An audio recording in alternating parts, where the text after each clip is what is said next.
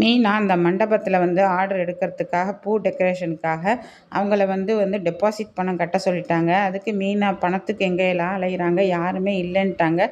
அப்போ அவங்க தங்கச்சி 1,40,000 கொடுக்குறாங்க. மீனா கிட்ட இருக்கிற ஒரு ஒரு 10,000த்தையும் வச்சு மீனா என்ன பண்ணுறாங்க, இன்னும் ஒரு 1,00,000 அலைகிறாங்க. அதுவும் கிடைக்கல. அப்போ என்ன பண்ணுறாங்க, மீனாவோட தங்கச்சி சீதா அந்த போலீஸ்காரர்கிட்ட கேட்குறாங்க, டிராஃபிக் போலீஸ்கார்கிட்ட. அவரும் உங்கள் குடும்பம் என் குடும்பம் மாதிரி இருந்தால் நான் தர்றேன் அப்படின்றாங்க. இந்த மீனா என்ன பண்ணிடுறாங்க, பணத்தை கொண்டு போய் கொடுக்க போகிறாங்க. அப்போ என்ன பண்ணிடுறாங்க, சிந்தாமணியோட ஆள் அந்த பணத்தை அடிச்சுட்டு போயிடுறாங்க. திருடிட்டு ஓடிம்போது இவங்களும் ஓடி போகிறாங்க. ஓடி போய் கீழே விழுந்துடுறாங்க. கீழே விழுந்துட்டு பணம் போச்சு பணம் போச்சுன்னு இருக்கும்போது அங்கே ஒரு போலீஸ்காரர் நிற்கிறாரு. சார், என்னுடைய பணத்தை ஒருத்தன் திருடிட்டு போயிட்டான், நான் அந்த மாதிரி கட்ட வந்தேன் சார் அப்படின்னு சொல்லும்போது, ஏம்மா எதாக இருந்தாலும் போலீஸ் ஸ்டேஷனில் போய் கம்ப்ளைண்ட் பண்ணுங்கம்மா அப்படின்னு சொல்லும்போது முத்துக்கு ஃபோன் அடிக்கிறாங்க மீனா. முத்துக்கு ஃபோன் அடிக்கும், ஃபோனே எடுக்க மாட்டேங்கிறாரு.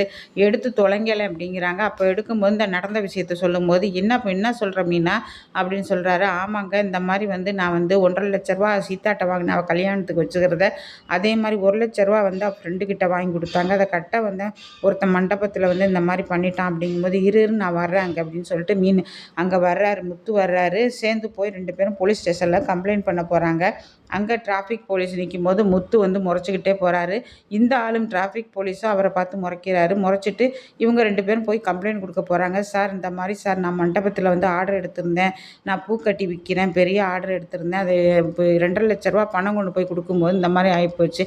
அப்போ கேட்குறாரு அவர், ஏம்மா உனக்கு 2,50,000 பணம் எப்படிம்மா வந்துச்சு அப்படின்னு கேட்குறாரு. 1,50,000 என் தங்கச்சி அவள் கல்யாணத்துக்காக சேர்த்து வச்சுருந்தது சார். 1,00,000 என் தங்கச்சி அவங்க ஃப்ரெண்டுக்கிட்டேருந்து வாங்கி கொடுத்துருந்தாங்க. அதுதான் சார் நான் கொண்டு போய் கட்ட போயிருந்தேன். இந்த மாதிரி மண்டபத்திலே ஒரு ஆள் என்கிட்ட திருடிட்டு போயிட்டான் சார், மஞ்சப்பையில் வச்சுருந்தேன் அப்படின்னு சொல்கிறாங்க. இதுக்கு முதல்ல என்ன பண்ணுறாங்க, விஜயா ஒரு கேனத்தனமான கேவலமான வேலையை பார்த்துடுறாங்க. இவங்க பணம் கொண்டு போகிற செய்தியை சிந்தாமணிக்கு சொன்னதே விஜயா தான். இந்த மாதிரி மஞ்சப்பையில் பணம் வச்சு எடுத்துகிட்டு போகிறா, அவளாச்சு நீங்களாச்சும் பார்த்துங்கங்கிறாங்க. இந்த மாதிரி ஒரு கேவலமான ஒரு பொம்பளையை நம்ம எங்கேயுமே பார்த்தது கிடையாது. ஆனால் விஜயா மாதிரி ஒரு கேவலமான பொம்பளை இந்த மீனாவை எவ்வளோ கேவலப்படுத்துது பாருங்க. அதுக்கப்புறம் என்ன பண்ணுறாங்க, இங்கே சொல்லிக்கிட்டு இருக்கும்போது இவர் உள்ளே வர்றாரு. உள்ளே வரும்போது டிராஃபிக் போலீஸ் ஸ்டேஷன் உள்ளே வருவார். அப்போ பேசிக்கிட்டு இருக்கிறத கேட்டுருக்காரு. என்னப்பா அது 1,00,000 சீதாங்கிறாங்க, என்னன்னு கேட்போங்கும்போது இந்த மாதிரி பேசிக்கிட்டு இருக்காங்க. அப்போ பேசிக்கிட்டு இருக்கும்போது இவர் கேட்டுறாரு. கேட்டுட்டு எங்கே காணா போச்சு உங்கள் பணம் அப்படின்னு கேட்குறாரு.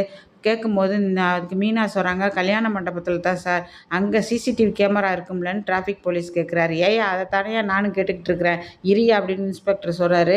இல்லை சார், நான் கேட்டேன், அங்கே இன்னொரு திருட்டு வேறு போயிருக்கு சார், அதனால தான் கேட்டேன், உனக்கு தெரியுமா அப்படிங்கிறாரு. ஆமாம் சார், இன்னொரு கம்ப்ளைண்ட் வேறு வந்திருக்காங்க திருட்டு போயிருக்குன்ட்டு.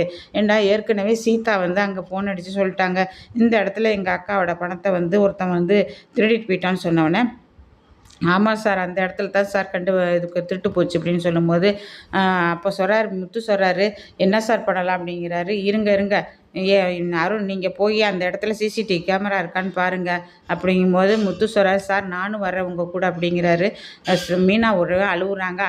அழுவாதம்மா, கண்டுபிடிச்சிடலாமா அவனை அப்படிங்கிறாரு இன்ஸ்பெக்டரு.